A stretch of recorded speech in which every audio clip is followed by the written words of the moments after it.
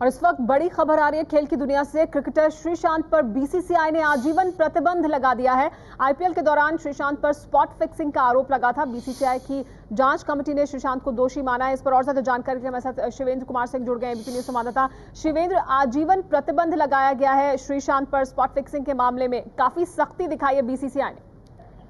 बिल्कुल, और सख्ती दिखानी भी चाहिए थी, क्योंकि जिस तरीके से जो रिपोर्ट थी, जांच रिपोर्ट रवि सवानी की, उसमें साफ तौर पर यह कहा गया था कि उन्हें दोषी पाया गया है। श्रीशांत को अपना पक्ष रखने का मौका दिया था अनुशासनात्मक समिति जो है बीसीसीआई की, जिसमें एन श्रीनिवासन है, अरुण जेटली हैं और उसके अलावा निरंजन शाह हैं।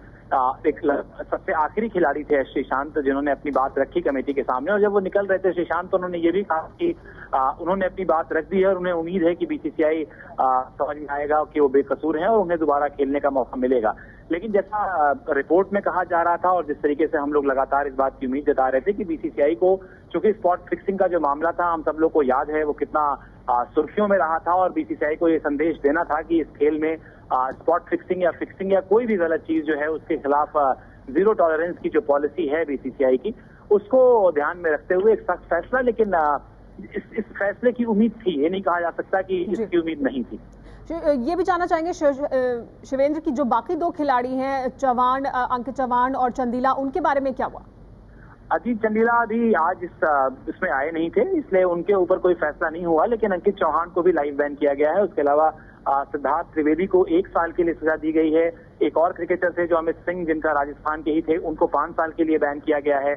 और उसके अलावा हरमीत सिंह नाम के खिलाड़ी थे, उनको छोड़ दिया गया। इस पूरी रिपोर्ट में ये पाया गया कि वो दोषी नहीं है, स्पॉट फिक्सिंग से किसी तरीके से जुड़े हुए नहीं है।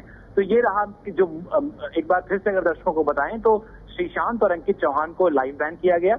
उसके अलावा अजीत चंदीला पर फैसला नहीं हुआ। हरमीत सिंह को माफ कर दिया गया।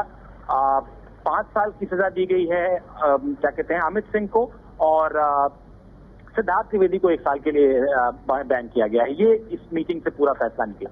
जी हाँ, और क्या बीसीसीआई की तरफ से कुछ और कहा गया ये प्रतिबंध लगाते वक्त?